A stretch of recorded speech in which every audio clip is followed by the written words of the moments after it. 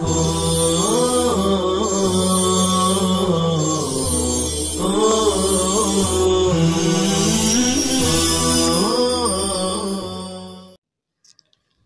اللہ الرحمن الرحیم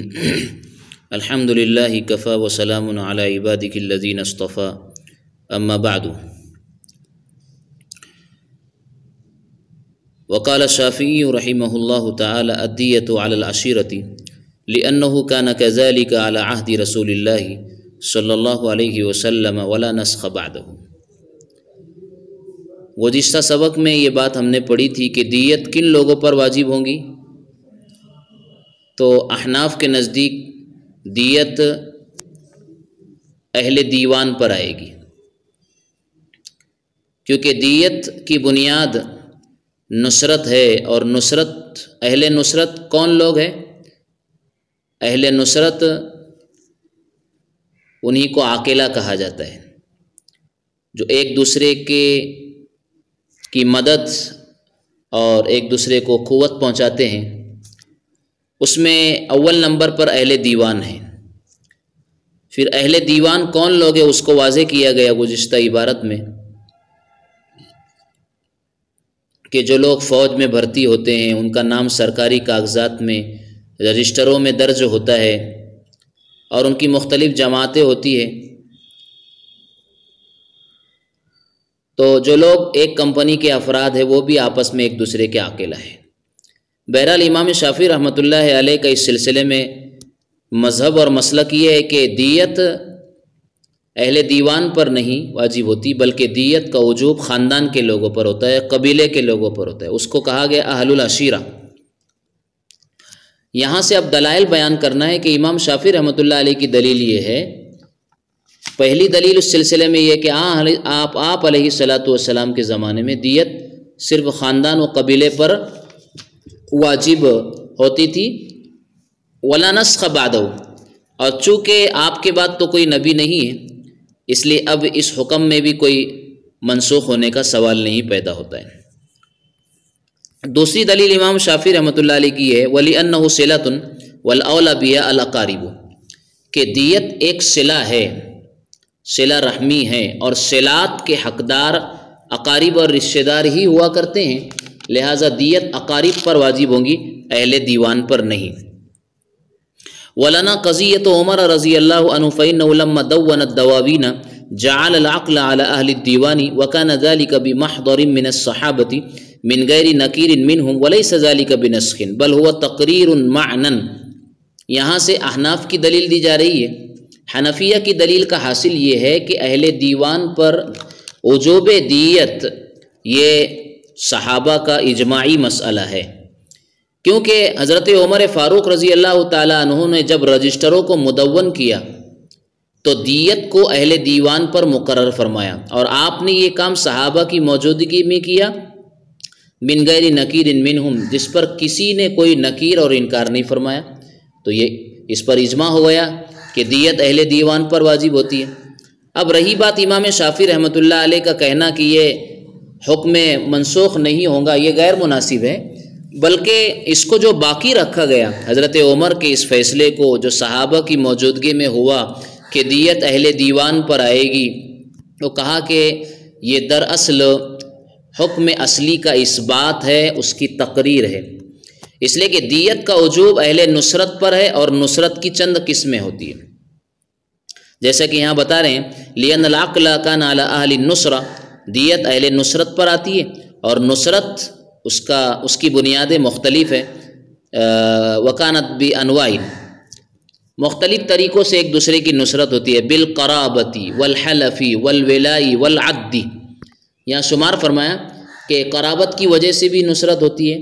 نمبر 2 حلیف ہونے کی وجہ سے، حلیف کا مطلب ہے آپس میں نصرت پر معاہدہ ہو جائے، جس کو مولا الموالات ولاء الموالات بھی کہتے ہیں، اور نمبر 3 نصرت جو ہے وہ اعتاقہ کی وجہ سے بھی ہوتے ہیں،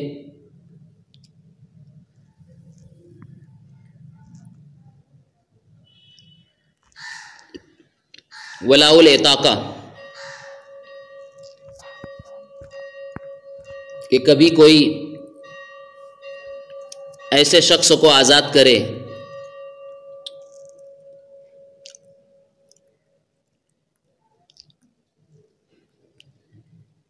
جس کا کوئی نہ ہو قرابت داروں میں سے، تو آزاد کرنے والا جو معتق ہوتا ہے، جس کو ولایہ عتاقہ حاصل ہے، اس کی طرف سے نصرت ہوتی ہے۔ اور کبھی نصرت اس بنا پر ہوتی ہے کہ کوئی شخص کسی قوم میں رہنے کی وجہ سے انہی میں شمار ہونے لگے، اسی کو کہا والعدی، تو اس قوم پر اس کی دیت واجب ہوگی، اس لیے کہ وہی اس کے اہل نصرت ہے۔ چنانچہ بہرحال نصرت کی یہ مختلف انواع تھی، اور حضرت عمر کے دور میں جو نصرت ہے وہ دیوان کی وجہ سے تھی، اور دیوان اور اہل دیوان کی تفصیل ماقبل میں گزر گئی ہے۔ تو معنی کا لحاظ کرتے ہوئے حضرت عمر نے اہل دیوان پر دیت واجب کر دی ہے۔ یہ نسخ نہیں ہے بلکہ حکم اصلی کے معنی کا لحاظ ہے، اور حکم اصلی ہی کو باقی رکھا گیا ہے۔ اسی بات کو سمجھاتے ہوئے آگے فرمایا کہ نصرت اور تعاون کی یہی 4 صورتیں نہیں ہو بلکہ اور بھی صورتیں ہو سکتی ہیں۔ چنانچہ آج کے زمانے میں اگر کسی قوم کے درمیان باہمی تعاون اور پیشے کی بنیاد پر ہو، ہم پیشہ اور ایک حرفت کی بنیاد پر ہو، تو وہ ایک دوسرے کے عاقلہ ہوں گے، اور نصرت باہمی کا مدار ولایہ موالات ہو تو مولا الموالات ہی اس کا عاقلہ ہوگا، جیسے ولایہ عتاقہ کے اندر موثق۔ امام شافعی رحمۃ اللہ علیہ نے یہ جو بات بیان فرمائی کہ یہ صلہ ہے دیت، یہ ہم بھی تسلیم کرتے ہیں کہ دیت ایک صلہ ہے، لہذا صلہ کو صلہ میں واجب کرنا اولا ہوگا،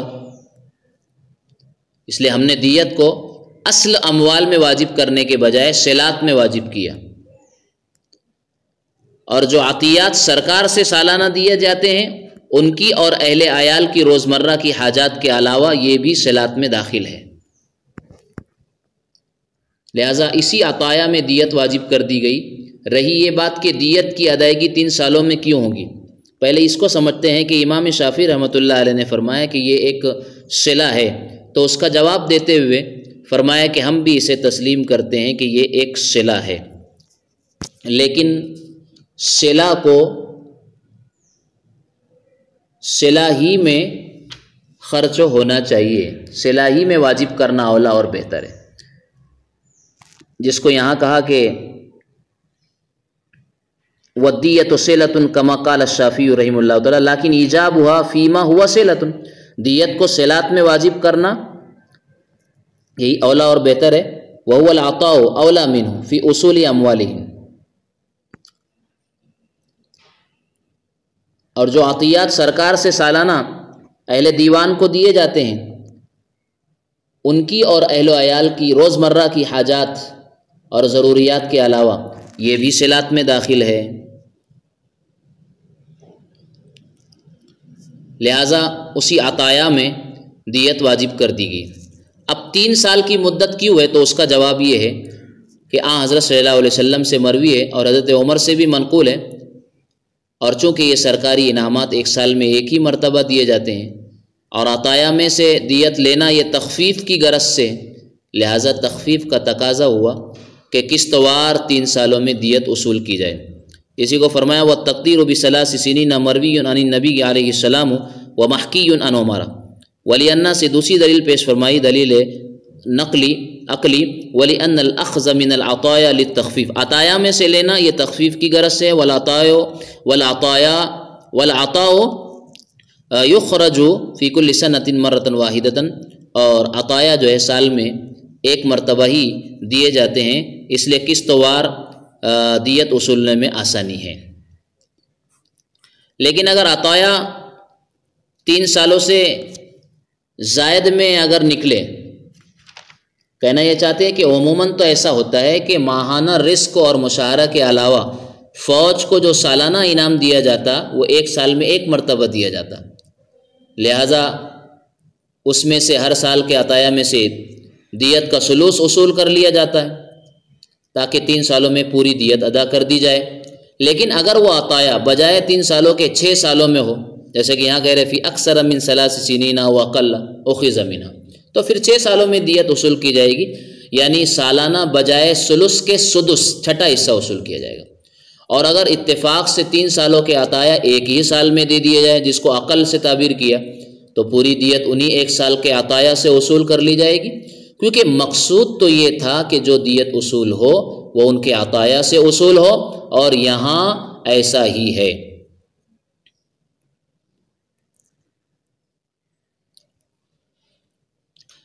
لیکن عطایا جو اب ملے ہیں ان میں 2 باتیں ملحوظ رہے گی۔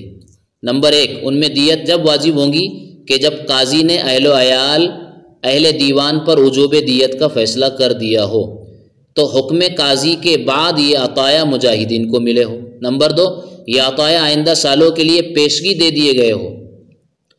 وجہ اس کی ہے کہ عاقلہ میں اصل میں کلام ہے کہ کون لوگ عاقلہ ہے، تو ان کا تعین قضائے قاضی کے ذریعے ہوگا۔ اسی کو فرمایا وَتَأْوِيلُهُ اذا كانت العطايا للسنين المستقبلة بعد القضاء حتى لو اجتمعت في السنين الماضية قبل القضاء ثم خرجت بعد القضاء لا يؤخذ منها، کہ عطایا آئندہ سالوں کی ہو، قاضی کے فیصلے کے بعد، یہاں تک کہ اگر گزشتہ سالوں کی عطایا جمع ہو جائے تو حکم قاضی سے پہلے پھر حکم قاضی کے بعد عطایا نکلے تو ان عطایا میں سے دیت نہیں لی جائے گی، اس لیے کہ وجوب قضا کی وجہ سے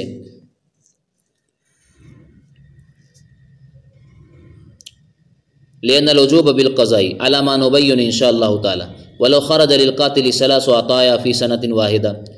1 سال میں 3 عطایا اگر نکلے ہو اس کے لیے 3 انعامات، معنی فی المستقبل یؤخذ منها کل الدیہ، پوری دیت سال اسی سال لے لی جائے گی، لما ذکرنا وَإِذَا كَانَ جَمِيعُ الدِّيَةِ فِي 3 سنين فَكُلٌّ ثُلُثٌ مِّنْهَا فِي سَنَةٍ، تو ہر سال 1 ثلث لیں گے۔ وَإِنْ كَانَ الْوَاجِبُ بِالْعَقْلِ ثُلُثَ دِيَةِ النَّفْسِ أَوْ أَقَلَّ كَانَ فِي سَنَةٍ وَاحِدَةٍ وَمَا زَادَ عَلَى الثُّلُثِ إِلَى تَمَامِ 30 فِي السَّنَةِ الثَّانِيَةِ، اتفاق سے 3 سالوں کے عطایا ایک ہی سال میں اگر دے دیے جائے تو پوری دیت انہی 1 سال کے عطایا سے وصول کر لی جائے گی، کیونکہ مقصود یہی ہے کہ جو دیت وصول ہو وہ ان کے عطایا سے وصول ہو۔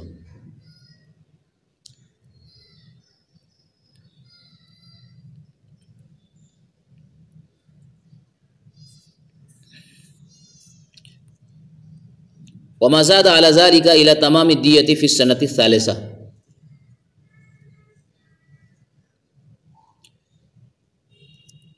وما وجب على العاقلة من الدية او على القاتل بأن قتل الأب ابنه عمدا فهو في ماله في 3 سنين۔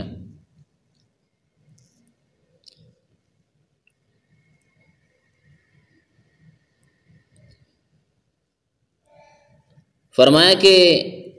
قاتل سے صرف قاتل ہی مراد نہیں ہے، وَلَوْ خَرَجَ لِلْقَاتِلِ 3 عطایا فِي سَنَةٍ وَاحِدَةٍ، جو اوپر عبارت میں ذکر کیا گیا ہے، وَلَوْ خَرَجَ لِلْقَاتِلِ 3 عطایا، بلکہ عاقلہ مال قاتل مراد ہے۔ اس کا مطلب یہ کہ اگر 3 سالوں کے علاوہ اہل دیوان کو پیشگی دے دیے گئے ہو تو اب 3 سالوں کی تاخیر نہیں کی جائے گی، بلکہ اس میں سے فی الفور پوری دیت وصول کر لی جائے گی، بشرطے کہ یہ عطایا آئندہ سالوں کے ہو اور ان کا ملنا بعد قضائے قاضی ہوا ہو، جس کی دلیل ما قبل میں گزر چکی ہے۔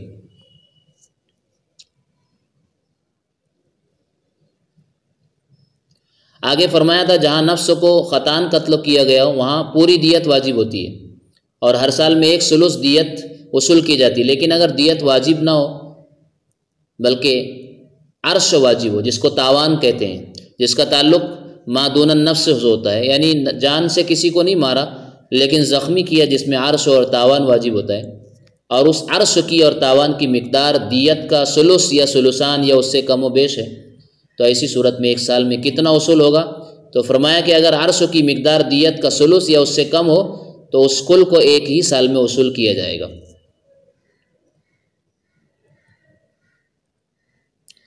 اور اگر ثلث سے زیادہ ہو بشرطے کہ ثلثان سے نہ بڑھے تو ثلث اس سال میں اور باقی کو دوسرے سال میں وصول کیا جائے گا، اور اگر اس کی مقدار 2 ثلث سے بھی بڑھ جائے تو پہلے سال میں 1 ثلث، دوسرے سال میں دوسرا ثلث، اور جو باقی مقدار ہے اس کو تیسرے سال میں وصول کیا جائے گا۔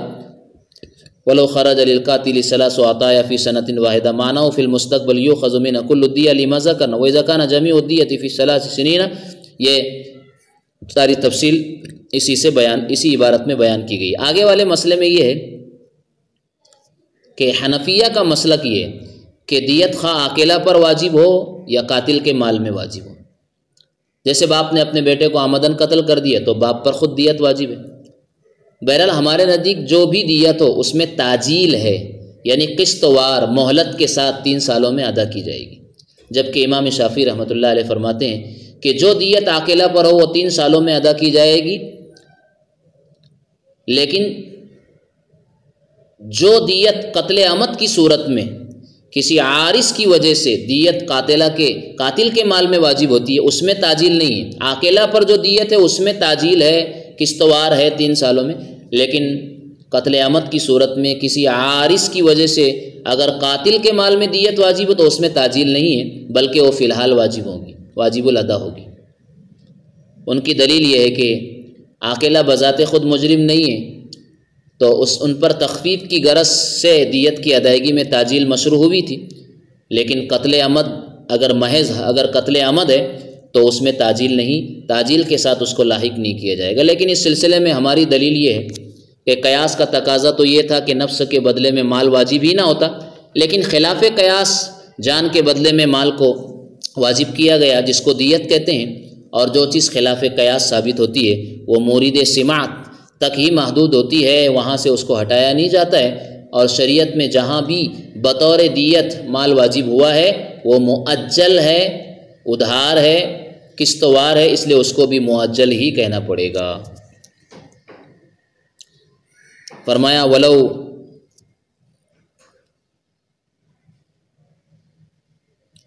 وما وجب علی القاتل فی مالی فهو حال، قاتل پر اس کے مال میں جو دیت واجب ہوں گی وہ فوری ہوں گی، لأن التعجیل للتخفیف، اس لیے کہ ادھار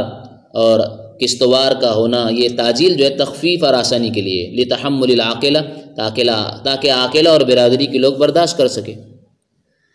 فلا یلحق به علامد المحض، عمد محض کو اس کے ساتھ شامل نہیں کیا جائے گا۔ ولانا ہماری دلیل ان القیاس یابہ، قیاس تو دیت ہی کا انکار کرتا ہے جان کے بدلے میں، والشرع ورد به معجلا، اور شریعت دیت کے سلسلے میں مال کے واجب کرنے میں معجل وارد ہوئی ہے، یعنی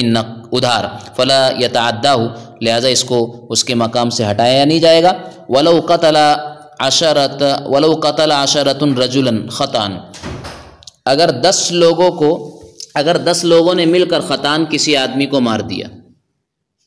10 لوگوں نے مل کر خطأً کسی آدمی کو قتل کیا تو ہر ایک پر دیت کا عشر واجب ہوگا، 10واں حصہ واجب ہوگا، جو ان سے 3 سالوں میں وصول کیا جائے گا۔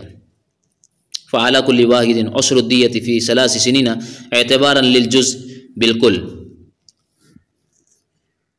کیونکہ اگر وجوب ایک پر ہوتا تو ایسے ہی ہوتا، یعنی 3 سالوں میں وصول کیا جاتا، لہذا وجوب زیادہ پر ہوا ہے تب بھی ایسا ہی ہو گیا، اور اس کی ادائیگی 3 ہی سال میں کی جائے گی، کیونکہ بہرحال یہ نفس کا بدل اور عوض ہے، اور اس کا معجل ہو کر مشروع ہونا ہمیں معلوم ہوا۔ اذ ہوا بدل النفس وانما يعتبر مدت 3 سنین من وقت القضاء، قضائے قاضی کے یعنی قاضی کے فیصلے کے بعد، دیت کے بعد، قضائے قاضی کے فیصلے کے بعد 3 سال جو آئیں گے اس میں دیت وصول کی جائے گی، کیونکہ اصل واجب تو مثل ہوتا ہے، اصل واجب تو اس کا مثل ہے، اس لیے کہ تلف و شدہ صید کا ضمان مثلوں سے ادا کیا جاتا ہے، اور قیمت کی جانب جو رجوع ہے، تحول ہے، وہ قضا کی وجہ سے، تو دیت کی ابتدا قضائے قاضی کے وقت سے ہوگی، اس سے پہلے نہیں، یعنی 3 سال کی مدت کو قضائے قاضی کے بعد سے شمار کریں گے۔ جیسے ولد المغرور میں، یعنی مثلا کسی عورت نے کسی مرد سے نکاح کیا اور مرد کو اس نے بتایا کہ میں آزاد ہوں، لہٰذا کچھ بچے ہوئے، اور کسی نے دعویٰ کیا کہ یہ عورت میری باندھی ہے، تو وہ باندھی مستحق کو واپس کر دی جائے گی اور اس کے بچے آزاد ہوں گے، لیکن ان کی قیمت ادا کرنی ہوگی اور قیمت قضا کے دن کی معتبر ہوں گی۔ اسی طرح یہاں بھی مدت کا آغاز قضا کے وقت سے ہوگا، اور اس کو مغرور اس لیے کہا ہے کہ اس کو اس عورت نے دھوکہ دیا ہے۔ تو حاصل اس بات کا صرف اتنا ہے کہ یہ 3 سال کی جو مدت ہے وہ قضائے قاضی کے بعد شمار کی جائے گی۔ وَإِنَّمَا يُعْتَبَرُ مُدَّتُ 3 سِنِينَ مِنْ وَقْتِ الْقَضَاءِ بِالدِّيَةِ لِأَنَّ الْوَاجِبَ الْأَصْلِيَّ الْمِثْلُ، اس لیے کہ اصل و واجب تو مثل ہوا کرتا ہے۔ وَالتَّحَوُّلُ إِلَى الْقِيمَةِ بِالْقَضَاءِ، اور قیمت کی طرف جو ہم پلٹے ہیں وہ قضا کی وجہ سے، قضائے قاضی کی وجہ سے۔ فَيُعْتَبَرُ ابْتِدَاؤُهُ مِنْ وَقْتِهِ، لہذا اس کی ابتدا کا اعتبار قضائے قاضی کے وقت سے ہوگا۔ کما فی ولد المغروری، قال امام قدوری کہتے ہیں وَمَن لَّمْ يَكُن مِّنْ أَهْلِ الدِّيوَانِ فَعَاقِلَتُهُ قَبِيلَتُهُ، فرمایا کہ اگر کوئی اہل دیوان میں سے نہ ہو تو اس کا عاقلہ اس کے قبیلے کے لوگ اور اس کے خاندان کے لوگ ہوں گے، اس لیے کہ اس کا مدار اس کا مددگار اور اس کے مدد کرنے والے اس کے خاندان ہی کے لوگ ہیں، اور نصرت ہی کی بنیاد پر چونکہ عاقلہ پر دیت واجب ہوتی ہے، تو اب چونکہ اس کے عاقلہ اس کے خاندان ہی کے لوگ ہیں، اس لیے انہی پر دیت کو واجب کیا جائے گا۔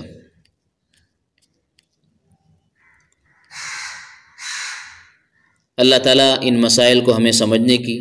اور ان پر عمل کی توفیق عطا فرمائے۔ مزید شکلوں اور صورتوں کو ہم آئندہ پڑھیں گے۔ وما توفیقی الا باللہ۔